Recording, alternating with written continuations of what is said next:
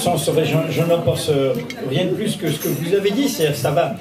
Par exemple, quand a été révélé par Offshore Leaks que M. Jean-Jacques Augier, qui a été le trésorier de la campagne de François Hollande, avait des participations dans 2 sociétés au Caïman, ce n'est pas illégal.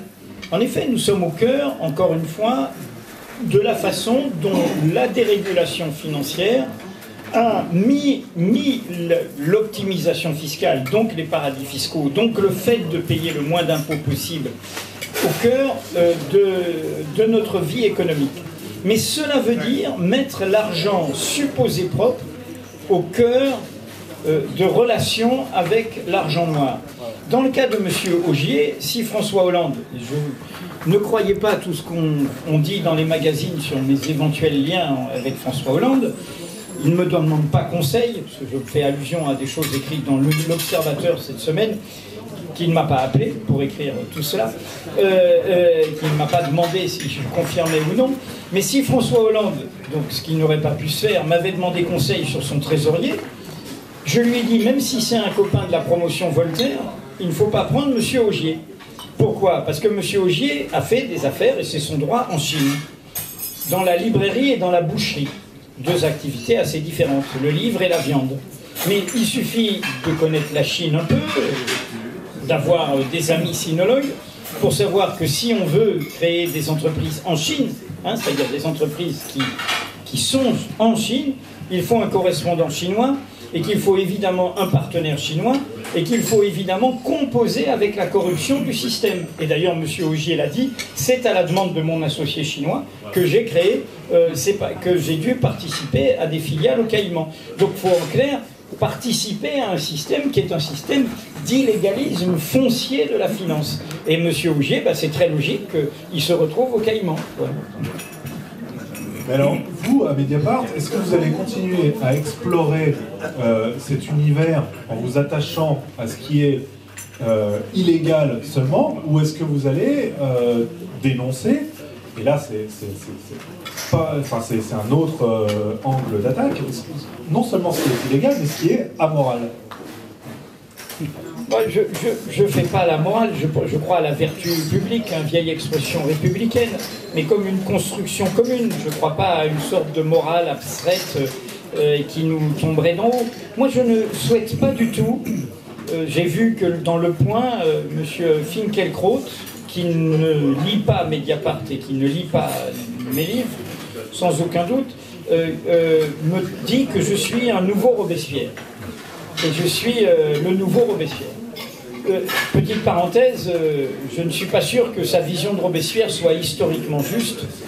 Je pense qu'il y a toute une part de Robespierre que la République doit revendiquer. Je rappelle juste que ce qui est au fronton de nos écoles et de nos mairies a pour inventeur Robespierre. Liberté, égalité, fraternité. Ne serait-ce que cela, on devrait l'en créditer. Et je rappelle juste au passage, mais ce serait très long, que même la terreur fut une dictature d'assemblée et pas la dictature d'un seul homme. C'est d'ailleurs la même assemblée qui avait fait cette dictature du comité salut public qui va renverser et envoyer à l'échafaud Robespierre. Mais je reviens à Finkielkraut. Finkielkraut dit c'est un Robespierre. Bon. Et qu'est-ce qu'il y a derrière cette idée de pureté? Moi, je ne souhaite pas du tout une démocratie pure. Je pense que la démocratie, elle est à notre image. On a tous des tentations, des faiblesses, des dépressions, on peut trébucher, etc. Moi, je souhaite une démocratie vivante. C'est très différent d'une démocratie pure. Une démocratie vivante, c'est une démocratie où, quand, d'une part, la vérité dérangeante peut sortir, et quand elle sort, eh bien, il y a sanction. Et on va faire autre chose dans sa vie, et on va reconstruire sa vie autrement, etc., puisqu'on est pour la réinsertion des délinquants et des criminels. Donc ce n'est pas, je veux dire, une démocratie vivante, c'est celle qui accepte de gérer ce conflit. Ce n'est pas une démocratie de la pureté comme absolue. Prenons la question des patrimoines, ce n'est pas le niveau de richesse qui va déterminer votre... Même si ça pèse, et que souvent on peut être, le fait d'être riche parfois vous rend un peu aveugle à d'autres situations, mais j'espère bien qu'il y a des riches qui pensent contre leur réalité matérielle, qui sont soucieux des autres. Madame Delaunay, il se trouve, je la connais un peu, qui est dans le trio de tête des fortunes du gouvernement par héritage, et quelqu'un, une cancérologue, qui paye de sa personne, qui fait du terrain, etc. Donc moi je ne crois pas... Qu'est-ce que c'est l'utopie de la démocratie? C'est le déplacement. C'est qu'on n'est pas prisonnier de sa condition, de sa fortune, de son origine, de tout ça. On bouge. Et c'est pour ça que le journalisme, il sert à ça aussi, à nous faire bouger. C'est pour ça aussi que c'est un métier qui a un idéal formidable. Parce qu'on n'est pas prisonnier d'un milieu, normalement, quand on est journaliste. Et si on ne reste pas trop dans l'entre-soi journalistique, quel est le privilège du journaliste? C'est qu'un jour, il peut être tout en haut, et puis le lendemain, il doit être tout en bas. Il doit voir tous les mondes. Il doit sans cesse traverser les frontières. Et il doit être au plus près de cette diversité du peuple. Alors, on va en prendre plusieurs à la fois, comme ça. Maintenant, il y a des questions partout. Alors, attends, Luc d'abord, Jean-Claude, et puis... Il y a une madame là-bas. Et puis là-bas. Oui, justement, que pensez-vous de la formation des journalistes aujourd'hui en Europe? Ok, la formation.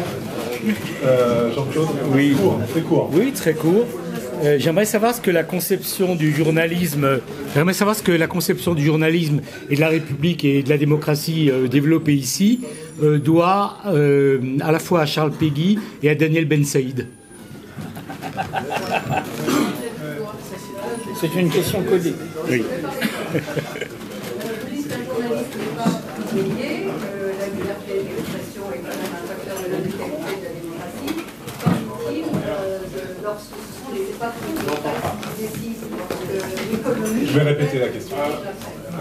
Oui, alors, donc effectivement, question sur un journaliste n'est pas prisonnier. Qu'en est-il lorsque ce sont les patrons de presse qui donnent les ordres, finalement? Voilà. Et on a une question aussi devant. Antoine? Antoine et madame. Madame. Au sujet de l'affaire Cahuzac, il s'est enrichi comme consultant pour des laboratoires pharmaceutiques.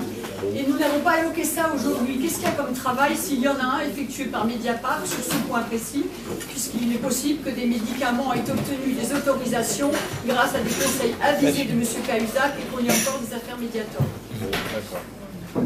Et Antoine, peut-être? Ouais.